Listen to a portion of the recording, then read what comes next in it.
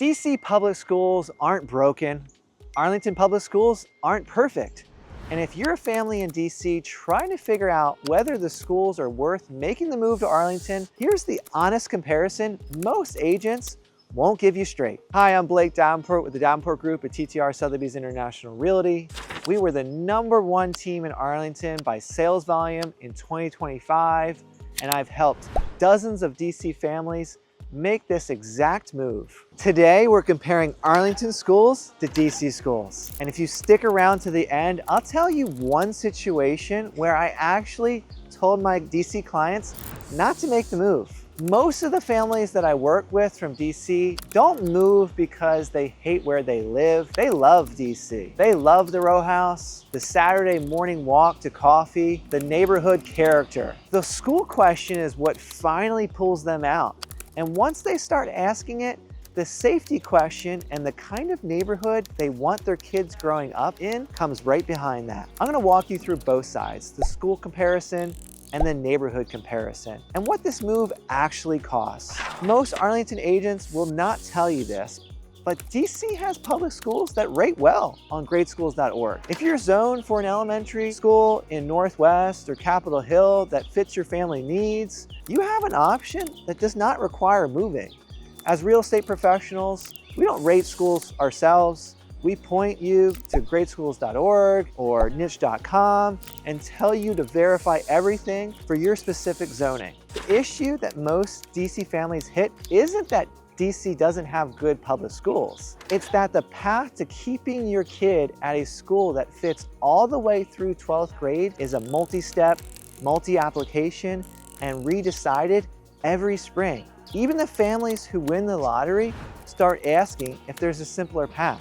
Here's the actual difference between the two school systems that DC families miss until they're already moving. Most of the North Arlington neighborhoods our DC buyers consider are tied to a specific elementary, middle, and high school. You buy the house, you're zoned for the schools, your kid goes there K through 12. No lottery, no annual scramble. The two feeder patterns DC families ask me about most are the Yorktown High School cluster, which pulls from neighborhoods like Williamsburg, Donaldson Run, and parts of Westover, and the Washington Liberty cluster, which pulls from neighborhoods like Lyon Village, Ashton Heights, and Cherrydale. North Arlington elementary schools are generally rated a 7 and 9 on greatschools.org. The schools rate similarly to higher rated DC schools on the same platform. What's different is the system around them. Here's the part of the conversation nobody puts on Instagram clearly. The reason DC families move to Arlington isn't just about the schools, it's safety.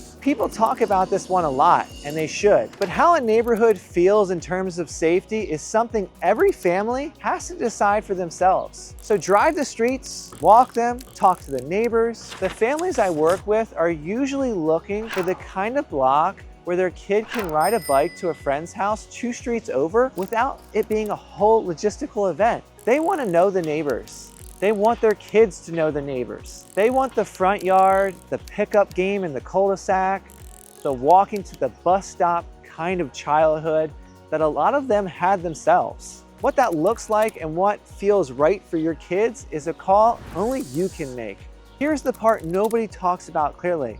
Making this move from DC to Arlington is gonna cost you at least an extra $500,000. Here's what that buys you. Most of the families that I work with are sitting in a $1+ million row house in Petworth, Shaw, Bloomingdale, Capitol Hill, anywhere in Northwest DC. And they're looking at a $1.5 to $3 million home in Arlington, the school cluster, and the neighborhood feel they actually want. And you're paying more, but the gap is buying you the school cluster, the fenced yard, the garage you didn't have, the elementary school your kid can walk to, the front yard of the neighborhood I just described, and the 15-minute commute back into DC that you didn't lose. It's a trade-off, not a no-brainer. And as the guy who lives off spreadsheets, I promise I've run them. Here's my honest take. If you got a DC school situation that works for your kid is happy, your neighborhood works for the way you want to raise them, and the lottery is treating you well, I'm not gonna tell you to move. I've told clients exactly that more than once. But if you're spending more nights than you'd like wondering whether the school path is gonna hold for the next 10 years, or whether the block is gonna feel right when your kids are 8 and 10 and 12, Arlington answers both of those questions in one move. Not because it's better than DC, because it's simpler. And for a lot of dual career families with 2 kids, a dog, and a calendar already running on fumes, simpler is everything. If you're trying to figure out where you'd actually land in Arlington and which school cluster makes sense for your family, you can call or text me directly at 703-350-8800. I'm happy to walk you through it. No pressure, no pitch, just an honest read on whether this move actually makes sense for your kids and your wallet. And if you found this useful, hit the follow button and click the bell icon so you can catch the next one. We post a new Arlington breakdown every week, and nobody knows this market like our team. See you later.